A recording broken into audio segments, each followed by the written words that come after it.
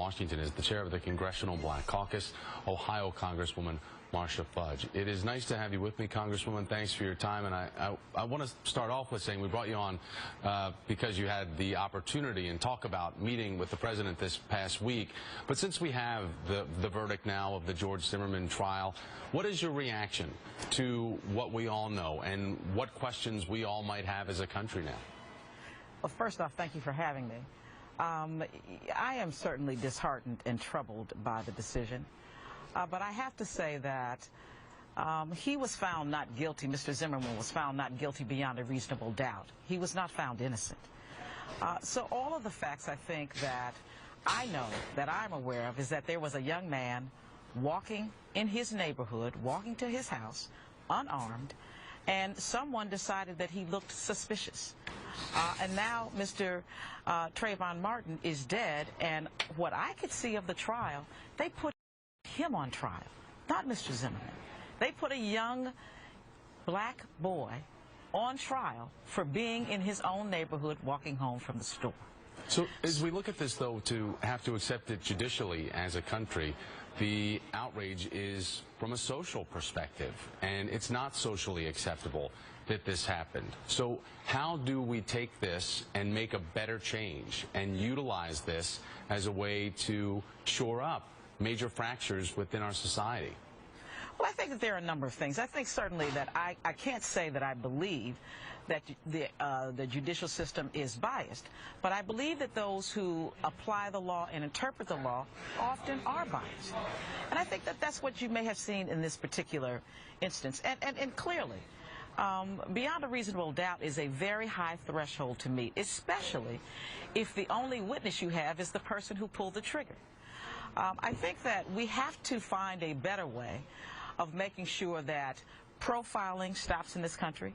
We also have to find a way to keep people like Mr. Zimmerman from having guns.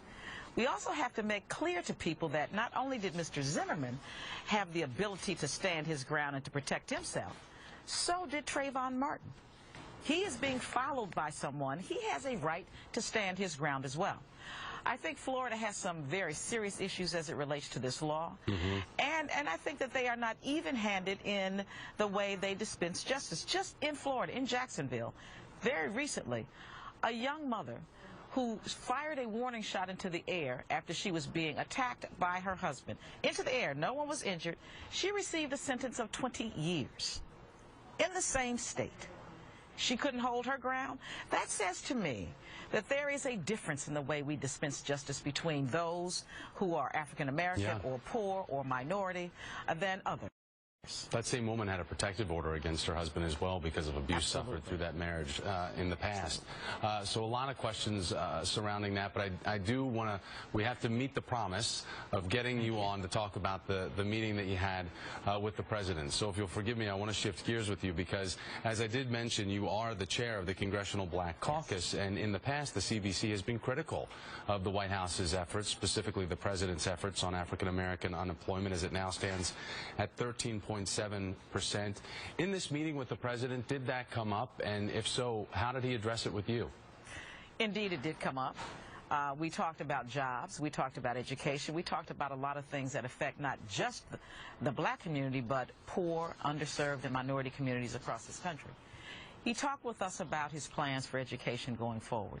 He talked with us about his plans to try to get some kind of a jobs plan in place. And we had a lot of good discussion about a lot of issues that we think confront our communities, in particular poverty. Poverty is a major issue in this country, and we have to find a way to focus and address it. We talked about making sure that we can direct funding to communities who are in most need, whether it be training dollars, education dollars, things that can help lift those communities out of some of the situations they find themselves in today. So all in all, I think we had an excellent meeting. Were you also... And let me just be clear, Thomas. We have disagreements with many presidents, not just this one. And it is important to us to fight for the people we represent. And so we are fighting for our people every day. Well, that's what I was going to say. You are elected, you know, to ask truth of power. So let me ask you about this.